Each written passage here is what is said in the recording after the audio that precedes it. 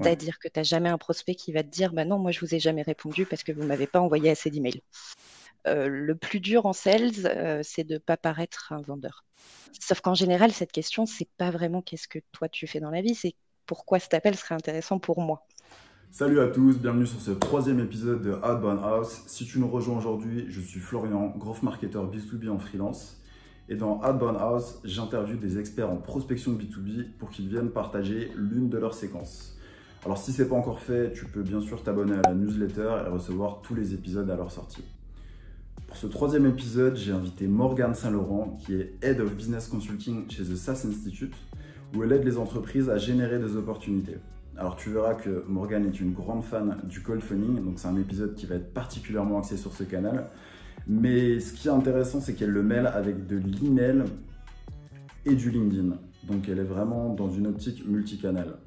La séquence qu'elle va venir nous partager aujourd'hui, c'est une séquence qui lui a permis de récolter 42 meetings. Donc je te laisse découvrir comment et je te souhaite un très bon visionnage. Salut Morgane, écoute, je suis très content que tu sois avec nous aujourd'hui puisque je voulais montrer un peu comment on pouvait articuler la prospection avec de l'email, avec du LinkedIn et avec du téléphone. Et justement, toi, tu es venu pour nous présenter une campagne qui est vraiment multicanal sur ces trois aspects. Tu es Head of Business Consulting chez The SaaS Institute. Est-ce que tu peux nous commencer par nous expliquer un petit peu ton rôle? Bah écoute, déjà, merci de m'avoir invité parce que je suis super contente d'être là et de pouvoir partager avec toi cette séquence. Euh, quel est mon rôle du coup chez The SaaS Institute? Je vais m'occuper de tous nos clients sur la partie consulting, donc de la partie stratégie, c'est-à-dire comment mettre en place une process de sales développement, à la partie coaching des équipes, donc comment améliorer ces messages et ces cadences. Ok, donc tu gères vraiment la partie en amont. Que tu me disais en off qu'en fait, ce que tu vas faire finalement avec chacun des clients, c'est réaliser un playbook de vente. Et Exactement. derrière, tu vas les accompagner vraiment sur la partie opérationnelle. Exactement. On a vraiment les deux pattes, si je peux me permettre l'expression. La première qui va être toute la structure. On va mettre les fondations en place de toute la partie sales développement. Donc, on va parler quel est mon target market, quel est mon ICP, quel type de cadence, quel type de canal d'acquisition, comment recruter l'équipe aussi, parce que c'est une partie importante, l'équipe. Ouais. Et effectivement, ensuite, une fois que tout ça est mis en place, ben, on va aller le tester sur le terrain avec l'équipe de sales et voir ce qui fonctionne et pouvoir améliorer la cadence et les différents messages. Ok. Et tu me disais en off que du coup, vous bossez, enfin, The SaaS Institute déjà est basé à Barcelone. Vous Exactement. bossez beaucoup avec des clients hispaniques. C'est quel type de client habituellement qui vient faire appel à The SaaS Institute? Alors, on est plutôt sur des startups en phase pré-seed, seed, série A, Ok, des entreprises qui ont déjà trouvé leur product market fit, où en général, c'est les CEO, ou peut-être il y a un sales qui va être là pour s'occuper de la partie vente. Et l'idée, bah, c'est d'aller scaler, même si j'aime pas beaucoup ce mot, mais en tout cas ouais, de pouvoir augmenter toute cette partie vente et la rendre un peu plus automatique et processée en tout cas, mais pouvoir d'accord. comprendre bah, les retours qu'on reçoit et s'adapter. D'accord, ok. Bah, écoute, super. Et du coup, la séquence, tu me disais que la séquence que tu vas nous présenter, c'est une séquence que tu as fait pour une boîte qui propose un CRM. Est-ce que tu peux nous en dire quelques mots sur cette boîte? Oui, bien sûr. Alors du coup, la boîte s'appelle Bluebirds. Effectivement, Ouais, c'est un CRM, comme tu disais. Leur différence avec les CRM qu'on connaît assez bien en France, ça va être de se mettre dans la peau d'un sales rep. En fait, ils ont une expression que ok, j'aime beaucoup. Ils disent qu'ils sont le sales ops digital.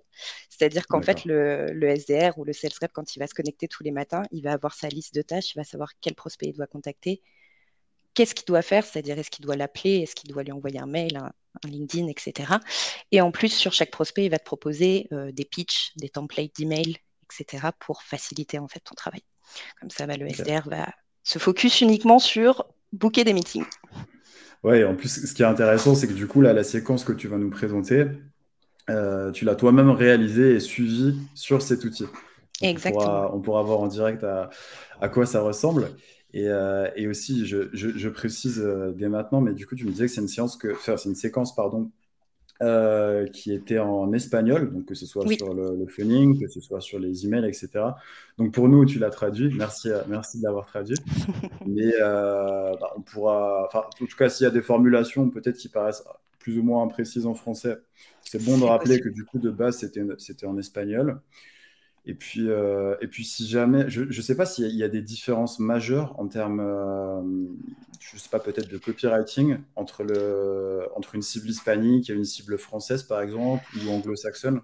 Alors, en termes de copywriting, je dirais peut-être pas. Par contre, effectivement, il y a une différence de maturité sur le marché. C'est-à-dire qu'en France, on est beaucoup plus souvent prospecté qu'on ne l'est en Ok, Espagne. Donc, ça va peut-être être un petit peu plus facile, si je peux dire. En tout cas, tu vas recevoir moins de réactions de rejet ouais, sur le marché espagnol, comme tu en reçois moins sur le marché français que sur le marché UK, par exemple. ok, ok, ouais, c'est intéressant de le préciser. Eh ben écoute, super. Je pense qu'on est bon pour le contexte. Ce que je te propose, c'est que tu commences à nous partager la séquence. Je vais partager ton écran. Merci. Et voici.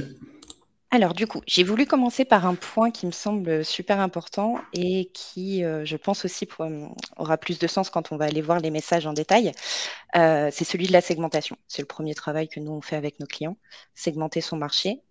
Donc, l'idée, c'est de savoir quelle industrie on va aller prospecter et diviser notre Ok, prospection en fonction de cette industrie. C'est-à-dire que, par exemple, pendant 15 jours, on va prospecter uniquement des entreprises en assurance. ok. Donc tu ne les fais pas forcément, dans la façon dont vous travaillez, vous n'allez pas forcément attaquer toutes les cibles en même temps, mais vous allez potentiellement commencer par une cible, ensuite une deuxième, une troisième. J'imagine que c'est peut-être aussi plus simple pour les SDR de vraiment se plonger dans une industrie au lieu Exactement. de tout mener de front, hein. En fait, la segmentation, ça va servir à pas mal de choses. Déjà, quand tu es une petite équipe, effectivement, c'est plus facile de devenir expert quand tu parles qu'à une seule industrie. Tu vas plus facilement prendre le vocabulaire, tu vas avoir des exemples Ouais, aussi de clients et de prospects avec qui tu as parlé de la même industrie. Donc ça, c'est super important et c'est ce qu'on va voir justement dans les messages que j'ai mis ensuite. Et puis, il y a une partie importante aussi pour le management, je trouve, c'est que ça va te permettre de déterminer quel est ton meilleur marché. C'est-à-dire qu'à la ouais, fin de ton cycle de vente, tu vas être capable de voir, bah, regarde, tout ce qui est en assurance qui utilise Salesforce, on convertit à 30%. Alors ouais. que, je ne sais pas, les entreprises de recrutement qui utilisent HubSpot, on va convertir qu'à 15%. Bon, bah là, la question, elle ne se pose pas longtemps. On sait qui on va aller prospecter. Ouais, tu sais, t'arrives mieux à identifier finalement les cibles sur lesquelles tu dois appuyer dans ta prospection. Et, Exactement. ok, bah, du coup, on voit ici là que tu as des types, enfin, t'as des marchés complètement différents que tu vas adresser. Il y a de l'assurance, il y a des équipes de sport, de la banque. Exactement. C'est l'avantage effectivement de Bluebird, c'est que bon, ils peuvent s'adresser à toutes les entreprises qui font de la vente. Donc effectivement, le marché est très grand. Oui, oui, oui, quoi, un CRM. Ok, Exactement. ok, donc on voit les secteurs d'activité que tu vas chercher. Au sein de ces secteurs d'activité, c'est quel type tu vas aller chercher quel type de job title, par exemple? Alors, en fonction de la taille de l'entreprise, effectivement, tu vas parler à différents ICP. En Ouais, général, le directeur commercial. d'accord. Si c'est une entreprise un peu plus petite, tu vas peut-être parler au CEO directement. Il n'y a peut-être pas encore Ouais, de head of. Et pour des entreprises un peu plus grandes, tu vas aussi aller chercher les sales ops. d'accord, ok. Ouais, donc tu t'adaptes à l'industrie, à la taille de la boîte. Oui, effectivement, tu n'auras pas toujours les mêmes job titles. Et, Exactement. euh, et très rapidement, en termes d'outils pour aller chercher ces cibles, avec quel outil toi tu aimes travailler? Est-ce que tu as une stack assez classique avec du Sales Navigator? Est-ce que tu as d'autres outils peut-être un peu plus maison? Alors, ça va Avec quoi tu dépendre des bosses? clients. Là, c'est vrai c'est plutôt simple parce que comme ils vont chercher de l'entreprise tech, on les trouve très facilement sur LinkedIn. Ouais, ok. Donc pour eux, la question s'est pas trop posée. Après, effectivement, il y a des fois où il faut réfléchir et être un petit peu plus malin, aller chercher, faire du scrapping sur Google Maps, par exemple, des choses comme Ouais, ça. Sur société.com, parfois aussi, ça peut t'aider. Il y a plein de petites choses ouais, comme ça auxquelles on ne pense pas. Mais en tout cas, dans ce cas-là, c'était plutôt simple. Effectivement, ils sont tous sur LinkedIn, sur ok. les directeurs commerciaux. Ok, ça facilite les choses, effectivement. Et puis après, en Exactement. termes opérationnels, ce que tu me disais, c'est que l'outil Bluebird, que justement tu cherches à pousser à travers cette séquence. Donc, c'est aussi l'outil que tu as utilisé pour créer ta séquence. Et sur les aspects opérationnels, c'est cet outil qui te permet déjà d'envoyer tes mails, d'envoyer tes messages sur LinkedIn et aussi de suivre la partie phoning avec les SDR, puisque les SDR, tu me disais, ont directement des Exact, alertes quand c'est ils se ça. connectent chaque jour et ils savent en un coup d'œil finalement quels sont les appels qui doivent passer sur quelle cible. C'est exactement ça. Ils ont leur petit agenda qui se met à jour tous les jours quand ils se connectent. Ok, ok, bah, très clair. Bah, écoute, ce que je te propose, c'est que tu puisses. Il me semble que tu avais un plan où on voyait, on avait une vue macro un petit peu sur la campagne. Est-ce que tu peux nous présenter ça? Oui, bien sûr. Alors, passons à la slide suivante. Et effectivement, tu vas voir plutôt la cadence en entier. Hop, Ok, voilà. Donc, on est sur une cadence un peu intense. Je sens qu'il y en a ouais, qui vont bondir leur siège. ouais, Je suis très partisane des cadences courtes et intenses. Dans ce cas-là, pourquoi? Déjà parce qu'ils ont un marché qui est énorme. Ils n'ont pas un nombre limité d'entreprises potentielles. Donc, on peut se permettre d'aller très vite et d'être très intense. Ça, c'est la première chose. Et si je parle un peu plus en général, pourquoi j'aime bien les cadences intenses? Parce que c'est plus facile de savoir quand tu es trop intense que quand tu ne l'es pas assez. ouais, C'est-à-dire que tu n'as jamais un prospect qui va te dire, bah non, moi je vous ai jamais répondu parce que vous m'avez pas envoyé assez d'emails. ouais. C'est Donc rare, c'est très rare. voilà. Ça serait bien, mais ça ne m'est jamais arrivé. Non, Euh, moi non plus. Par contre, effectivement, quelqu'un qui va se plaindre que c'est trop intense, ça peut t'arriver beaucoup plus facilement. Ouais. Et donc, effectivement, à ce moment-là, si c'est le cas que tu reçois 3 fois dans la journée, mais ça fait la 10e fois que vous m'appelez aujourd'hui, bon, bah, tu vas descendre un peu en intensité, tu vas t'adapter très rapidement. Donc, c'est plus facile de partir très haut que de partir très bas. Oui, et aussi ce qui est important de préciser ici, et que tu me disais en off, c'est que alors sur l'email sur de l'email et sur du LinkedIn, on a l'habitude, généralement les campagnes, elles sont paramétrées de telle sorte à ce que dès lors qu'on a une réponse, le reste de la campagne se stoppe, évidemment. Maintenant, là, peut-être que c'est moins évident sur du phoning, mais tu me disais que c'est pareil en fait. C'est que là, effectivement, tu as un appel tous les jours. Mais dès lors que tu arrives à avoir la personne au téléphone, que tu as une réponse, derrière, tu vas pas, la séquence se stoppe puisque tu as eu un échange avec la personne, hein, c'est ça?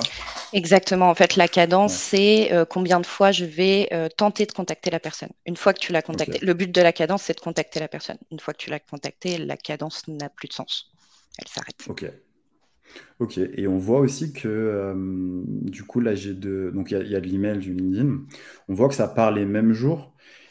Comment tu interconnectes les deux? Est-ce que tu priorises dans un temps, enfin, peut-être au début de la journée, tu as l'email et après tu as LinkedIn un peu plus tard. Comment ça s'articule là-dessus?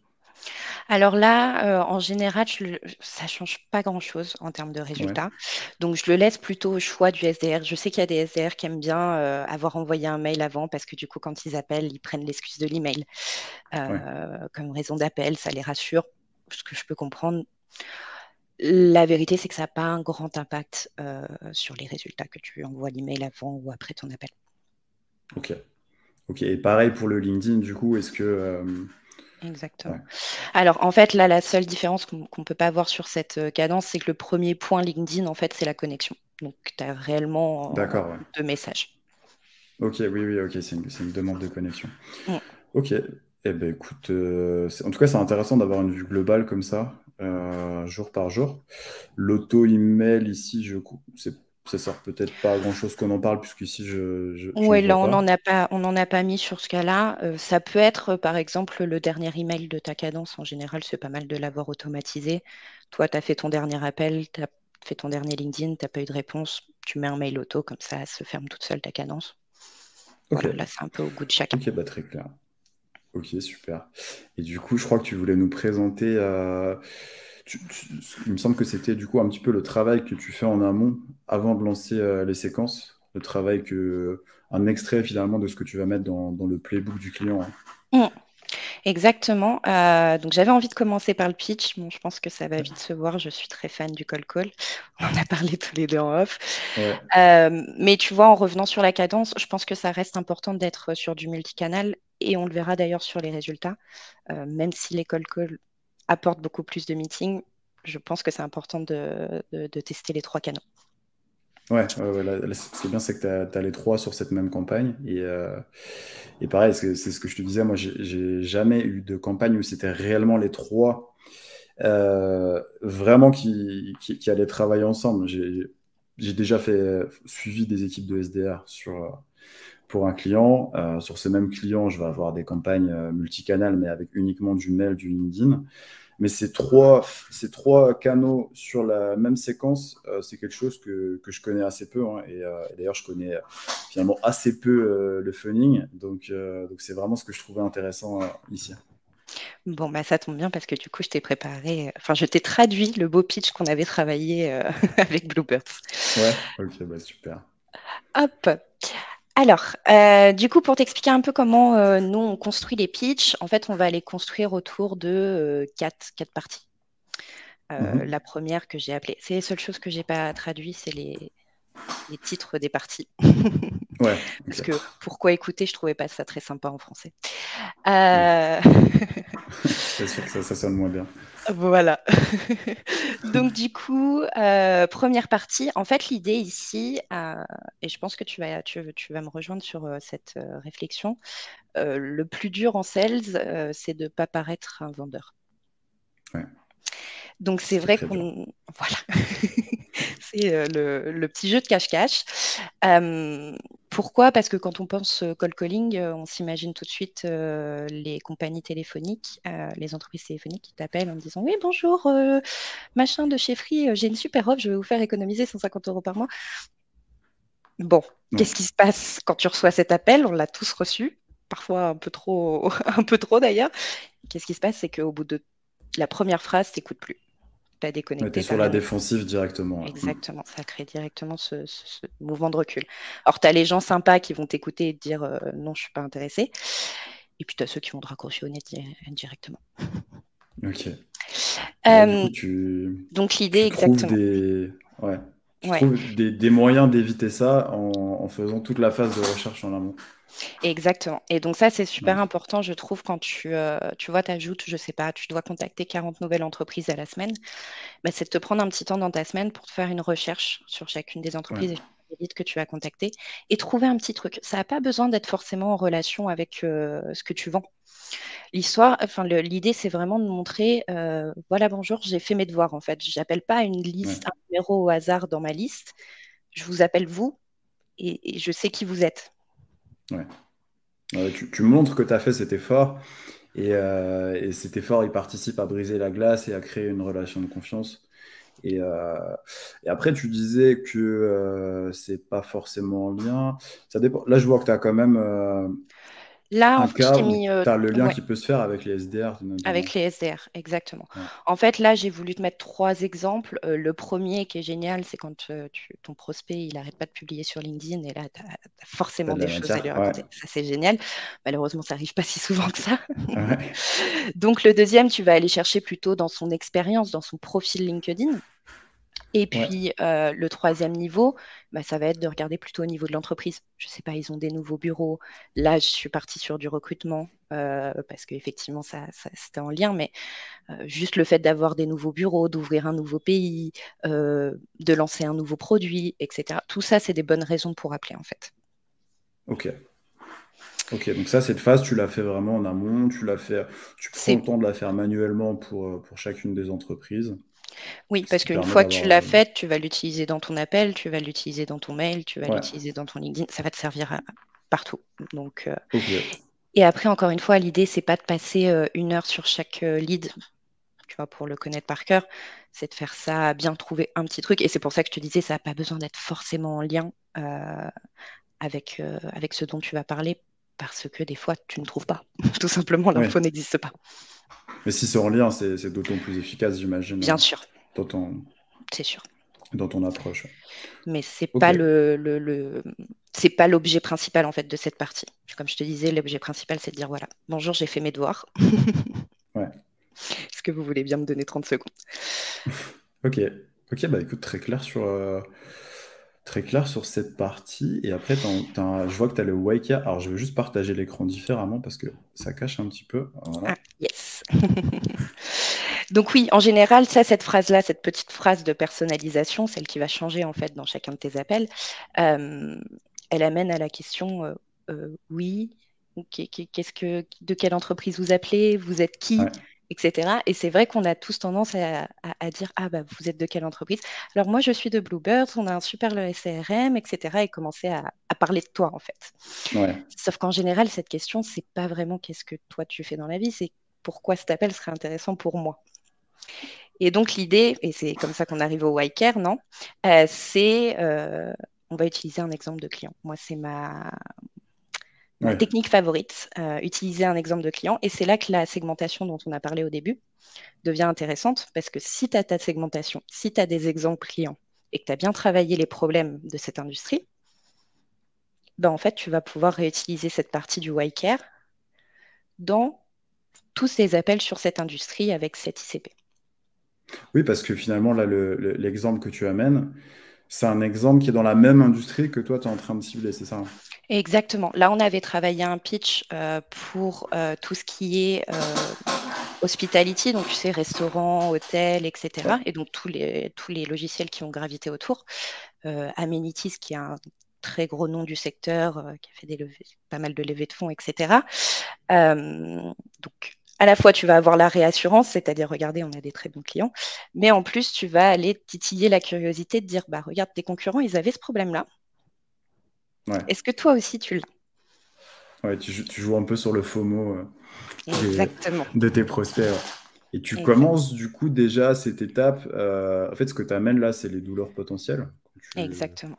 Quand tu es en train d'expliquer qu'ils passent 10 heures par mois à analyser le résultat de ces SDR. C'est ça. Et En fait, si je dois donner un template sur cette phrase, c'est entreprise A a problème Y qui cause tel KPI. ok, ouais, Et c'est vous, comment vous très. faites ça?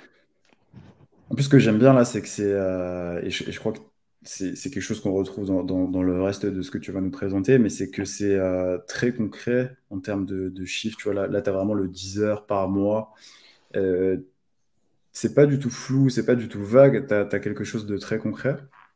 C'est Et, ça. euh, et du coup, ensuite, tu poses une question qui est assez peu engageante, en fait, mais qui te Mm. permet de lancer la discussion, si je comprends bien. Exactement. Je sais qu'en général, il y a une petite peur en évoquant un seul problème et donc une proposition de valeur de ton produit, c'est de se dire, ouais, Mhm. mais s'il n'a pas ce problème et qu'il a un autre. En fait, c'est pas grave parce que même s'il l'a pas, même s'il nous répond non, moi je n'ai pas ce problème-là, tant mieux parce que ça nous permet d'ouvrir la discussion. Ouais, Donc même le non est une bonne réponse en fait à cette question-là, parce que ça va nous permettre d'aller creuser. Ah bon, ah génial, parce que moi tous mes clients l'ont. Alors expliquez-moi comment vous faites. ouais, Et là tu vois, à minima, et moi c'est ce que je dis toujours dans un call. Soit tu bookes un meeting, génial, soit au moins tu récupères de la donnée, que ouais. tu saches ce qui se passe sur cette industrie, que tu saches ce qui se passe chez tes prospects, parce que tu vas le réutiliser avec cette petite formule d'exemple dans ton prochain appel. Ouais, ouais, ouais, je suis assez fan de cette approche aussi, récupérer, quand bien même tu as des réponses négatives, comprendre pourquoi, parce que souvent il y a quand même beaucoup d'enseignements à en tirer pour la suite, pour adresser le reste de tes cibles. Exactement. Et du coup, là, donc, ça, c'est là, pour l'instant, c'est des éléments, si je comprends bien, que tu utilises au téléphone. Est-ce que ces éléments, tu vas aussi les utiliser dans ta prospection, que ce soit par mail ou par LinkedIn, ou c'est uniquement pour la partie phoning? Exactement. Et tu vas le voir je t'ai sorti aussi les emails et les LinkedIn. On va Ouais, retrouver cette petite liste de problèmes qu'on travaille en amont. On va ok. la décliner un peu à toutes les sauces dans l'appel, dans les emails, dans LinkedIn, plus ou moins court, forcément, un peu plus court dans un email, un peu plus long dans un appel, parce que forcément, tu as un petit peu plus de temps que dans un email. Mais oui, le principe va rester le même sur tous les messages. Ok, super. Écoute, ça me paraît très clair. Je te propose qu'on À la passe à la suite. suite. Ah oui, tu as Alors, la bah, qualification maintenant. exactement. Je sais qu'il y a beaucoup de gens qui ne font pas de qualification au call call. Euh, Mhm. Après, moi, je pars d'un principe en sales en général, c'est que je disqualifie très rapidement. Tu vois, il y a des gens qui vont Ok, avoir tendance à pousser le plus possible dans le ouais, funnel. Moi, j'ai tendance à les sortir le plus rapidement possible du funnel pour pas perdre de temps, ni de leur côté, ni ok, du mien. Donc, effectivement, je trouve ça intéressant de pouvoir faire. Alors, bien sûr, c'est un call call, tu peux pas parler pendant 20 minutes. Donc, il va pas te raconter toute sa vie, c'est pas ça que tu vas chercher à savoir. j'imagine, ouais. Ouais, Par contre, il y a deux, trois questions qui sont importantes pour toi de savoir. Par exemple, combien de meetings ils font par semaine. Là, c'est pour Bluebirds. Ça, c'est important pour eux parce que s'ils en bookent moins de deux ou trois, ça va pas être un client intéressant parce que justement, comme ils travaillent par target market, qui sont capables de remonter toutes ces infos, ils savent très bien qu'en dessous de 10 meetings par mois, c'est pas des clients potentiels pour eux. C'est pas des gens c'est qui pas sont un intéressés. sujet, ouais. Oui, Exactement. oui, t'auras pas la douleur que tu cherches à adresser Voilà. par rapport au reporting. Et donc là, l'idée, c'est de se dire, bon, bah, ça sert à rien de prendre un meeting avec eux. On sait très bien qu'on ne leur conviendra pas. Donc, autant arrêter Ouais. la discussion tout de suite. Donc, deux choses sur les questions de qualification. Ça change un petit peu de ce qu'on dit en sales en général, mais plutôt des questions fermées, parce que c'est facile à répondre. Ouais, c'est vrai. Et puis, J'aime bien aussi ce côté où t'as pas des questions énergivores, où tu dois te creuser la cervelle. Alors peut-être qu'au téléphone, c'est un petit peu différent parce que bon, t'as la personne en ligne, mais typiquement sur du mail ou sur du encore LinkedIn, plus. si la personne a besoin de plus de 5 secondes de réflexion, très honnêtement, il y a peu de chances qu'elle prenne la peine d'y répondre. Donc Exact. j'aime bien qu'on puisse montrer là les parallèles un peu qu'on a entre la prospection LinkedIn, la Bah, tout prospection à fait. email et le téléphone. C'est que là, tu retrouves les mêmes principes hein, finalement. Exactement. Exactement. Et tu vois, alors tu disais c'est 5 secondes sur LinkedIn, peut-être que c'est 10 pour le call. Au final, on est sur le même rang, quoi. Il faut des questions très Ouais, faciles à répondre, à moins qu'effectivement, tu es quelqu'un de super bavard, qui avait rien à faire de son après-midi et qui est content de t'avoir au téléphone. oui, Bon, là, oui. Je pense effectivement, que tu peux c'est te assez permettre. rare, mais oui. C'est Ok. c'est moins souvent le cas. Ok, donc tu as toutes ces phases de qualification qui en plus te permettent, enfin au-delà de qualifier, ça te permet aussi de, pareil, De d'aller sortir le un peu plus problème. loin dans l'échange, dans la création d'une relation, presque, j'ai envie de dire, finalement, qui va te permettre Exactement. d'arriver à l'étape suivante. Bah, c'est ça. J'aime bien la dernière partie de ta phrase qui va te permettre d'aller à l'étape suivante parce qu'en fait, c'est bien sympa d'appeler des gens pour leur dire viens, je te fais une démo, sauf que personne n'en a rien à faire de notre démo. Par contre, s'il y a une vraie raison à- comment dire en français, à prendre rendez-vous, là, Ouais, ça devient intéressant pour ton prospect. ouais, ok. Euh, et donc, bah, là, tu le vois effectivement sur ma quatrième partie, qui est le meeting. Je remets une petite couche d'exemple avec un autre client du même secteur. D'accord? Ah, bah, Ouais. écoute, justement, on a ce client, donc Fidel Tour. Comme vous, ils avaient un taux de contactabilité seulement de 30%. Et tu remarqueras que je ne parle absolument pas de Bluebirds. C'est-à-dire que je leur dis C'est avec une exactement ce cadence. que j'allais te dire. Je leur dis la solution, mais sans leur donner le nom de l'entreprise, parce qu'en fait, à ce niveau-là, tu vois, quand ça fait 3 minutes qu'on parle, je m'en fiche un peu du nom de ton entreprise, je veux savoir ce qu'elle m'apporte. Après, bien Tu sûr, veux ça va prendre ouais, le son résultat. importance. Exactement. Ouais, ouais. Et Euh, puis en plus, ça se traduit déjà quand tu dis, bah, tu dis un CRM, donc tu mm, donnes pas le nom, tu donnes pas le nom Bluebird. Et à la fin, tu dis comme ça, il pourra vous partager quelles actions ils ont mis en place. Tu dis pas, parce que tu aurais pu dire, comme ça, il pourra vous montrer Bluebird, ou il pourra mm. vous montrer l'outil. Tu n'orientes pas ça sous forme d'un outil, tu orientes ça sous forme quelles actions ils ont mis en place. Et je trouve que ça fait une grosse différence. Et là, comme ça, d'un coup d'œil, quand on voit le message, c'est sûr qu'on ressent moins l'aspect pushy que peut avoir un discours commercial. Mm. C'est l'idée, hein, c'est de leur dire, voilà, je sais que ça t'intéresse pas de voir la démo de mon super produit, même s'il est super. Ouais. Par contre, ça t'intéresse de savoir comment ta concurrence fait, non? Ouais, ouais, ouais, tu vas éveiller sa curiosité. Et puis, on retrouve ce que je te disais tout à l'heure sur le fait que tu as des chiffres très précis. Mm, Tu parles déjà du taux de contactabilité de 30%. Et ensuite, donc, tu donnes, enfin, tu pars d'un problème que potentiellement ton prospect a aussi. Derrière, tu expliques comment il a résolu ce problème. Et ce que j'aime bien aussi, c'est les résultats. Donc, tu dis, il a augmenté de 60%, ce taux. Tu aurais pu t'arrêter là, mais en plus, tu précises en 3 mois. mm, C'est marrant parce que je voyais un post ce matin qui parlait de cold emailing et qui parlais du fait de préciser en combien de temps la solution que tu proposes permet d'avoir les résultats attendus. Et je trouve ça super de le préciser ici, tu vois, puisque au-delà du résultat, tu sais aussi quand tu peux obtenir ce résultat. Là, je trouve qu'on retrouve vraiment tous les ingrédients, mais de manière très concise.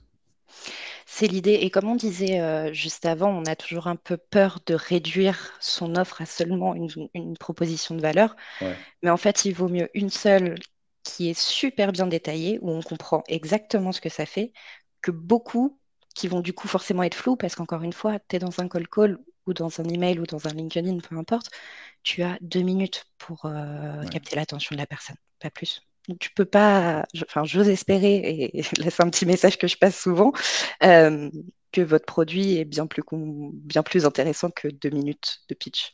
Oui, oui, c'est une bonne façon de voir les choses. Bah ouais, moi là-dessus, typiquement, ce que j'essaie de faire mettons qu'on prenne une séquence où on va dire qu'il y a que du mail, hein, pour faire simple, Mm. c'est que souvent il y a plusieurs douleurs et souvent du coup il y a plusieurs, on va dire, sous-propositions de valeur associées à chacune de ces douleurs. J'essaie de garder quand même un email, une douleur, une proposition de valeur, quitte à ce que dans mes relances, j'aborde un autre point de douleur avec une autre proposition de valeur, jusqu'à trouver celle qui va faire mouche. En tout cas, j'évite de... et c'est un peu l'erreur qu'on peut voir assez souvent, c'est quand même ce côté, Bullet je vais points, balancer toutes mes douleurs et toutes mes propositions de valeur. Ouais. Et je suis carrément. d'accord avec toi sur le fait que ça floute complètement le message. Et ouais, totalement d'accord avec toi aussi. J'aime beaucoup sur les séquences mail, effectivement, faire mail 1, problème 1, mail 2, problème 2, mail 3, problème 3. Et justement, tu vois, dans la partie coaching qu'on fait avec nos clients, bah, on va voir en fait quel problème attaque le mieux, puis hop, on va le remettre au début de la cadence. Ouais, ok. Ok, ça marche. Bah écoute, j'aime beaucoup en tout cas ce travail. Et ça, c'était sur du phoning. Mm. Je ne sais plus si tu avais encore des éléments à nous montrer sur la partie phoning. Non, sur la partie phoning, on est bon. Et puis après, j'ai les 3 emails et les 2 petits LinkedIn, si tu veux regarder rapidement. Ouais, ok. Bah écoute, carrément, ouais. Chaud pour regarder comment ça se traduit sur de l'email. Super. Alors là, tu as vu déjà sur la cadence, on avait, hop, si je remonte à la cadence, hop, on avait Ouais, très peu d'emails. On a fait ouais, on une en a grosse trois. proportion de calls. Euh, En général, moi, sur des prospections de 2 semaines comme ça, où on fait beaucoup d'appels, je vais pas au-delà de 4 emails. D'accord, ok. C'est en général, Parce en que tout cas, tu sur... veux garder, parce que peut-être ce qui est intéressant de préciser, Mm. parce que moi je dirais que sur du pur cold emailing, on peut faire plus que 4 emails. Oui, On voit souvent, il y a des séquences où il y a bien plus que 4 d'ailleurs. Et là, c'est ce qu'il faut bien préciser, c'est que tu as du phoning en parallèle, t'as le LinkedIn aussi. C'est qu'à un moment, tu dois gérer cette pression commerciale aussi, j'imagine. C'est pour ça que t'as fait ce choix, non? oui, exactement. Et puis, euh, moi, ce que je trouve, enfin, une cadence, ce qui est intéressant dans une cadence, c'est de savoir quand est-ce qu'on s'arrête. Ouais, C'est-à-dire que sur ton taux de contactabilité, tu vas avoir une courbe comme ça, tu vois, qui va monter assez vite, et puis après, qui va commencer à atteindre son petit plafond. Et donc, en fait, chaque action que tu vas faire en plus va peut-être te donner 0,1% de lead en plus. Et donc, effectivement, l'effort ne vaut plus le retour. d'accord, ok. Et donc, je trouve, moi, que c'est ça le point le plus difficile à aborder dans une cadence, c'est quand est-ce que je m'arrête. Savoir quand Mm. t'arrêter. Ok. Et du coup, là, tu nous montres le premier mail et On est sur le premier mail, j'ai exactement. l'impression que tu reprends un peu les éléments, enfin, ça ne me surprend pas d'ailleurs, que tu reprends les éléments que tu nous as montrés sur la partie phoning et que tu les retranscris dans un Exactement. email finalement. Ouais. Exactement, c'est tout à fait ça. Mail très court, moi je suis très partisane du mail très très court, Ouais, qui tient sur un écran de téléphone, tout ça, tout ça. ouais, Et donc oui, je reprends exactement le même problème que tout à l'heure. Et là, je donne le problème-solution. Mais encore une fois, ouais. tu vois, de nouveau, j'ai pas parlé de Bluebirds et Oui, on ne sait pas j'écris. finalement. Non, on ne sait pas qui est l'entreprise. Si, on le sait parce que tu as ta On le sait dans la signature, c'est signature et écrit que. dans le mail de l'expéditeur, mais tu n'en parles Voilà, pas dans ton copywriting. exactement. Et, ok. Et est-ce que tu réutilises, tu nous montrais tout à l'heure, tu disais que tu as une phase de recherche en amont, tu vas notamment regarder, je sais pas, peut-être ce que publie la personne sur LinkedIn, au niveau de ses changements de poste, etc. Est-ce que tu le réutilises dans ce mail ici ou pas du tout? Oui, oui, tu peux. Là, on ne Non. l'a pas fait pour ce coup-là. On a tenté une autre approche sur cette cadence-là. Mais oui, c'est quelque chose, j'aime bien. En fait, j'aime bien reprendre la structure du pitch que je t'ai donné tout à l'heure. Ouais, Euh, Beaucoup plus courte, bien sûr, parce que c'est un email, mais j'aime bien reprendre cette structure du why listen, why care. ok. Et une Et- petite question, moi, je suis pas très directe dans les emails. C'est pas est-ce que vous avez de la disponibilité demain à 10 heures. J'aime bien, comme on disait tout à l'heure, non? Une question super simple à répondre. ouais, ouais, je suis très fan de ça. Et aussi, ce qui est intéressant de dire, c'est que c'est peu engageant pour la personne. C'est que t'es pas là en mode, tiens, prends rendez-vous dans mon calendrier. Mm, Tu poses une question exactement. qui est peu engageante, qui te permet d'ouvrir la discussion et qui va te permettre, normalement, en tout cas, c'est un des objectifs aussi, quand même, ça reste de booker un meeting, mais tu le fais progressivement et on voit bien que c'est pas bourrin comme approche. Et Exactement. ce que tu me disais aussi, c'est que ce mail, parfois, il peut venir te servir sur le phoning, dans le sens où bah, c'est un prétexte aussi pour tes SDR pour dire bah tiens, regardez, je vous ai envoyé un email. Potentiellement, ils l'ont vu ou pas. Je sais pas d'ailleurs, ça serait intéressant de savoir si est-ce que tes SDR ils vont regarder si le mail a été ouvert ou non. Alors, en fonction de l'outil, ils peuvent. Ça dépend ce Ouais, qu'ils utilisent comme outil. Moi, je dis juste attention. Alors, j'entends que c'est rassurant pour nous de commencer par je vous ai envoyé un email, est-ce que vous l'avez ouais, reçu? oui, Attention que la conversation ne passe pas 2 minutes. Ah bah non, attendez, je vais regarder mes spams, etc. On s'en fiche qu'il ait reçu ou pas, d'accord? On l'a au oui, oui, téléphone, on peut lui parler. On passe pas notre temps sur un email qu'on a envoyé, quoi. Donc, oui, oui, c'est vrai que ça peut être je un mets mon piège. petit disclaimer là-dessus parce que c'est un piège dans lequel on tombe très facilement et bah, ça dessert nos intérêts, hein, tout simplement. Mais oui, effectivement, ils peuvent aller le regarder si les personnes l'ont ouvert ou pas. C'est pas parce qu'ils l'ont ouvert qu'ils vont s'en souvenir. Ouais, oui, oui, oui, très souvent. Je sais que c'est le cas pour bosser avec des SDR, que souvent les emails ou les ressources, on sait très bien qu'ils les ont vus, puisque généralement tu peux le suivre. Mm. Mais en fait, je pense pas que ce soit de la mauvaise foi, c'est juste que les personnes reçoivent Tellement quantité, d'emails. tellement d'emails exactement que en fait, ils peuvent très facilement zapper l'info, ce qui est normal. Qui est normal et ce qu'on ferait tous. Et je pense que des fois, faut aussi penser qu'on n'est pas si exceptionnel que ça. Ouais, On n'est pas oui, le oui, seul à les contacter et forcément, on n'est pas leur top priorité. Ok, ok, bah très bien. Et du coup, si t'as pas de réponse à ce stade, t'envoies un second email. Comment tu fais le lien?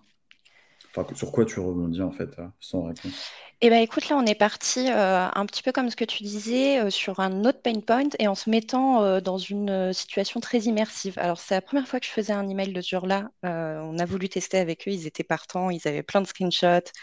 En plus, les SDR super impliqués parce qu'ils adoraient leur CRM, donc forcément, ils ont envie de le vendre. Ouais. Et donc là, tu vois, on est parti plutôt sur quelque chose d'assez immersif. Le problème de base, c'est que les SDR ne remplissent pas leur CRM. Ça, on le sait Ouais. tous. Moi, la première. Mhm. Pas que les SDR d'ailleurs. Mais ouais. Voilà. Euh, Sales et CRM ne sont généralement pas très copains. Donc Mhm. là, l'idée, c'est de leur montrer pourquoi eux aiment leur CRM et pourquoi leurs Mhm. commerciaux vont aimer ce CRM. Et donc là, tu vois, Ok. on parle beaucoup plus de nous-mêmes, ce qu'on n'avait pas du tout fait dans le premier email. Un petit screenshot pour leur montrer à quoi ça ressemble. Et donc, très immersif, comme vous pouvez le voir. Bluebirds m'indique chaque jour quel type de tâche doit accomplir et pour quel prospect. Encore mieux, quand je clique sur un lead, il me propose différents pitchs et templates en fonction du buyer persona. En fait, c'est mon Sales Ops digital. J'espère avoir suscité un peu de curiosité. Si vous souhaitez en savoir plus. Alors là, tu vois, je suis pas très contente de ma traduction. Ça marchait vachement mieux en anglais. Je ne suis qu'à un Ouais. email de vous. J'ai trouvé ça rigolo. One email away. C'est un peu mieux en anglais qu'en français, mais Oui. voilà, c'est pour le petit trait d'humour. Oui, oui, c'est vrai que tu as des formulations qui marchent plus ou moins bien sur la trad, mais en tout cas, je pense que tout le monde comprend l'idée. C'est très clair. Et mais écoute, il y a plein de trucs que je trouve intéressants dans cet email. Déjà, je trouve. Alors là, c'est parce que tu proposes un CRM et que tu taxes le discours en mode pour les SDR et les sales. Mm, Et du coup, en fait, ça te permet, puisque toi-même, la personne qui envoie cet email est SDR, ça te permet de dire comment moi je l'utilise. Bluebirds exactement. m'indique chaque jour, etc. Et ça, c'est intéressant. Et c'est. Bon, alors après, là, c'est. de la chance, entre guillemets, parce que tous les cas Tu de peux pas figure le faire ne sur tout. pourront Non. pas, voilà, tu pourras pas le faire à chaque fois. Mais en tout cas, d'ailleurs, c'est la première fois que je le vois, honnêtement, et je trouve ça très, très intéressant de le tourner comme ça.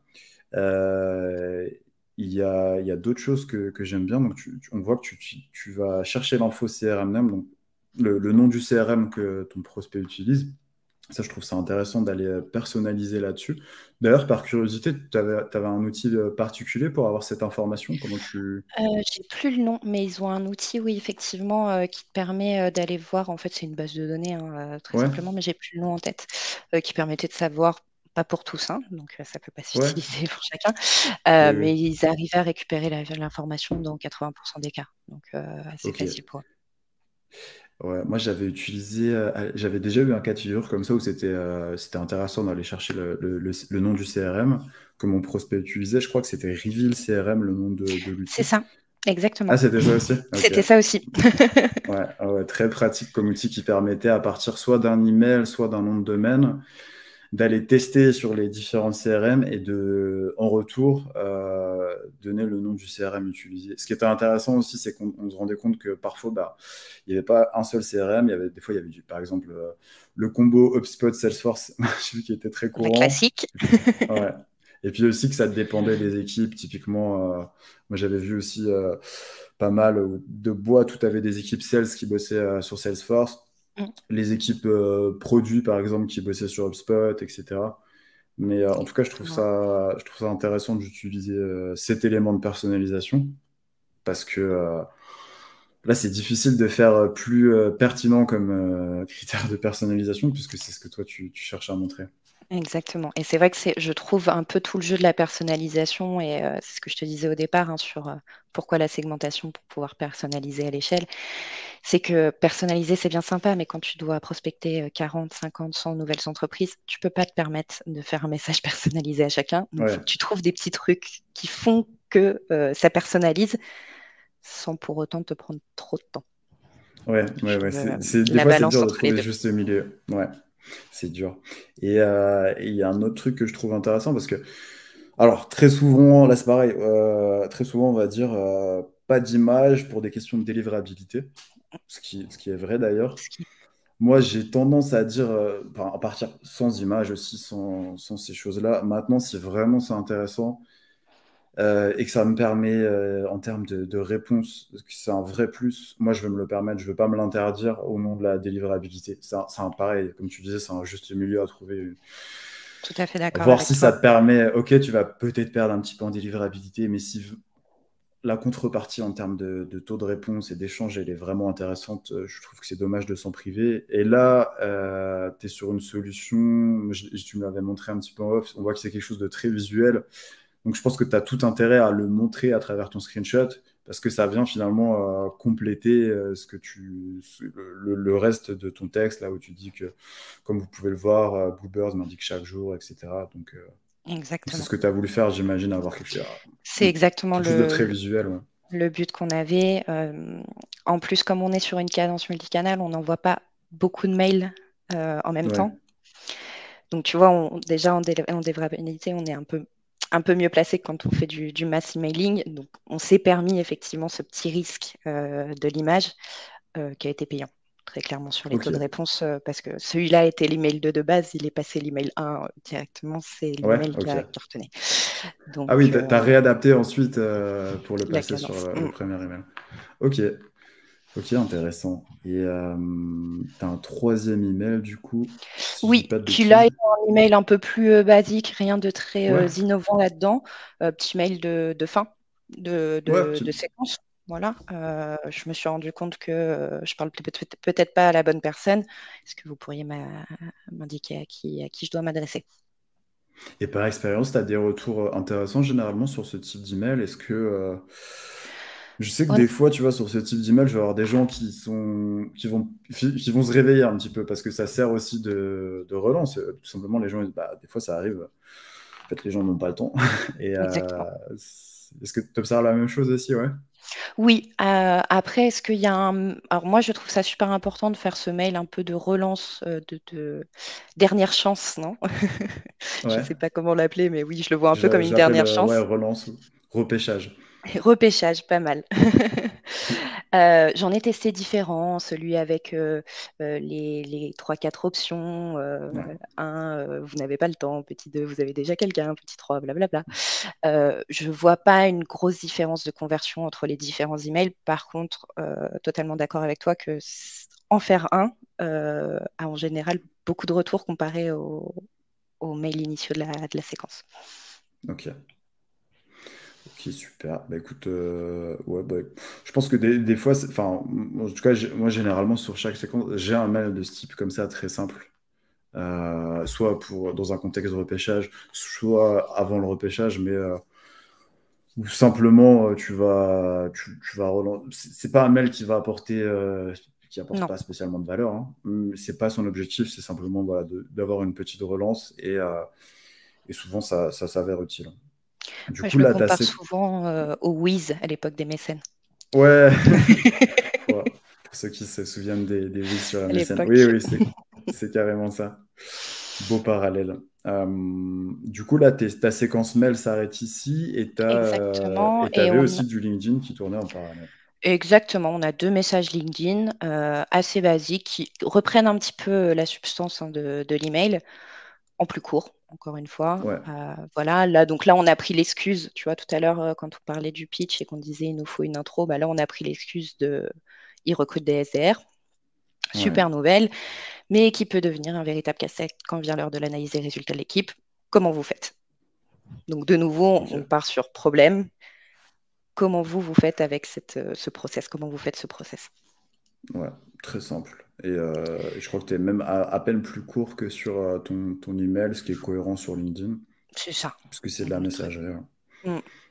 Mode Ok, chat. bah écoute, non, bah, très clair, rien à ajouter par rapport à ça, puisque ça reprend le même concept que l'email que tu nous as déjà présenté. Exactement. Et puis, message 2, là, on est repassé, bah, comme sur l'email 2, plutôt côté, sales. Voilà, les Ok, sales n'aiment pas remplir leur CRM. Et puis un petit trait d'humour, est-ce qu'il vous arrive souvent de prononcer la phrase: «Mettez à jour vos informations sur le CRM». ouais, Voilà, ouais. avec un petit peu d'humour et J'imagine que voir si ça oui. réagit un peu mieux. Mais Ouais, ce message-là a bien fonctionné. ok, super. Il y a juste un truc, tu vois, que j'avais un peu du mal à me représenter, c'était peut-être par rapport aussi à la visualisation de la Mmh, séquence multicanal que tu nous as montré au début, qui était volontairement très, très sobre. Mais du coup, qu'est-ce qui se passe? Est-ce que, par exemple, le message juste avant, là, que tu as sur LinkedIn, est-ce que c'est possible qu'un même prospect reçoive et ton email 1 et ton LinkedIn 1? Ou est-ce que oui, c'est un choix qui se fait? Ouais, c'est possible. ouais. Ouais, ouais, ouais. D'accord, ok. L'idée, c'est vraiment d'aller, en fait, c'est très rare les cas où, les personnes vont se rappeler de ton email ou de Oui, ton message LinkedIn et de ton appel. Tu vois ce que je veux dire? Ça fait oui. beaucoup. Donc, c'est vrai que là, on part plutôt sur, alors on n'écrit pas copier-coller la même chose parce qu'effectivement, là, ça Oui, c'est pourrait pas un être un peu copier-coller non plus, c'est bien de le préciser, c'est quand même différent. Ok, ok, oui, puis de toute façon, toi, ton objectif, c'est derrière de déclencher un échange. Oui, j'imagine que c'est assez rare, enfin, et que tu as beaucoup de gens qui vont même pas faire le parallèle. Ok, c'est ça. et sur LinkedIn, du coup, LinkedIn, tu n'avais que deux messages, hein, puisque il me semble que tu avais cette demande de connexion, puis ensuite Exactement. tes deux messages, hein. Ok, Demande de connexion, sans message. Moi, je suis plutôt, du parti du sans message pour les demandes de ok. connexion parce que ça augmente le ratio de conversion, d'acceptation. Voilà, Ouais, chacun je sais qu'il y a, il y a différentes études mmh, là-dessus, mais je pense que c'est quelque chose à tester. Parce que c'est d'un ça. côté, oui, c'est sûr que généralement, sans note de connexion, bah, finalement, on évite d'arriver un peu avec les gros sabots de vendeurs. Mais d'un autre côté aussi, si on personnalise, ça permet aussi de faire un tri en amont, c'est-à-dire que les personnes qui vont généralement accepter le font davantage en connaissance de cause. Donc, je pense que ça reste quelque chose à tester dans tous les cas. Oui, oui, oui et puis, en tout cas, moi, ma règle, c'est que si tu as pas quelque chose d'intéressant à dire, ne dis rien. Si c'est Ouais, pour envoyer, «On a de bonnes synergies, je voulais savoir comment vous fonctionnez dans telle oui, entreprise». Non, autant ne rien oui, oui. mettre. Oui, je pense que c'est un bon principe à avoir. Bah, écoute, super. Merci d'avoir présenté tout ça. Bah, avec Maintenant, moi, plaisir, je sais qu'il y a eu des beaux résultats là-dessus. on était contents. Est-ce que tu peux nous montrer un petit peu ces C'est résultats? parti. Alors du coup, là, c'est les résultats sur un mois. J'ai sorti les Ok. résultats du mois de novembre. Donc, ils ont commencé à prospecter 318 entreprises. Ouais. Et donc ici, effectivement, on va avoir le nombre de meetings qu'ils ont réussi à booker. Donc 42 Ouais. au total. Et tu vois, j'avais déjà fait un petit peu le spoil en début de podcast, non? L'idée, c'est que, effectivement, les meetings viennent principalement des appels, mais on voit bien quand même que le multicanal fonctionne puisqu'on en a récupéré quelques-uns sur les emails et sur les messages LinkedIn. Ouais. Et en plus, là, du coup, là, tu as 42 meetings pour 318 entreprises contactées. Donc, ouais, grosso modo, tu dois être à 15% à peu près, donc À peu ce près, qui est vraiment pas exactement. mal. Et ouais, effectivement, je trouve que tu as tous ces meetings qui viennent du phoning, mais alors là, après, on les attribue au phoning, à l'email ou au LinkedIn, mais est-ce que tu serais d'accord de dire quand même que finalement, ça reste le chiffre 42 qui est intéressant de voir parce que Bien sûr. finalement, tout participe. Enfin, l'email, il va potentiellement t'aider dans ton phoning et inversement. Exactement. Non, non, totalement. Ouais. Et c'est pour ça que malgré, comme je te disais, que je sois une grande fan de cold call, je Ouais. ne fais jamais des cadences que de cold call parce que tout est utile. Je pense que, tu vois, si tu peux multiplier tes stratégies, en général, tu multiplies tes résultats. Ouais. Ouais, ouais. Et ça reste intéressant quand même de voir que c'est surtout sur le. Enfin, encore une fois, hein, l'attribution, elle est globale, mais quand même, Mm. c'est surtout sur le call que tu arrives à convertir. Et simplement, peut-être ce qu'on n'a pas précisé, je t'ai pas posé la question. Donc là, on voit que tu as le 318. Est-ce que c'est le nombre d'entreprises que tu cibles ou le nombre de personnes au total? Sous-entendu, est-ce que tu adresses plusieurs personnes dans les entreprises? Alors, pour eux, c'est assez simple, c'est-à-dire qu'ils ont un lead par entreprise quand ils les mettent D'accord. dans la cadence. Donc, du coup, Ok. la réponse est les deux. Euh, Sinon, je t'aurais sorti uniquement le nombre de leads si c'était Ok. pas le cas. Ok. Ok. Bah, du coup, les résultats sont d'autant plus intéressants. Mm. Non, non, on était Eh ben assez contents écoute, sur cette séquence. C'était ouais, et très belle surprise, tu séquence. vois, comme je te disais, sur le mail numéro 2, qui est au final le plus long, qui a un screenshot, donc une photo, enfin tout ce qu'il ne faut pas faire, entre guillemets, Ouais. dans les tutos qu'on peut voir sur comment faire ses mailings, et qui au final a très bien T'as eu une fonctionné. belle Donc, surprise voilà. là-dessus, ouais. Mm. Et ça, ouais, c'est intéressant aussi de dire que c'est pas figé en fait, que toi, tu vas t'en servir de ces résultats, tu vas exploiter pour vraiment t'améliorer sur la suite. Exactement. Ok, bah, écoute, Morgane, merci beaucoup. Super intéressant cette séquence. Moi, ça me permet, tu vois, moi, comme je te le disais, je suis pas forcément très familier avec le monde du cold phoning. J'en avais fait un stage il y a très longtemps, mais voilà, ça s'arrête là.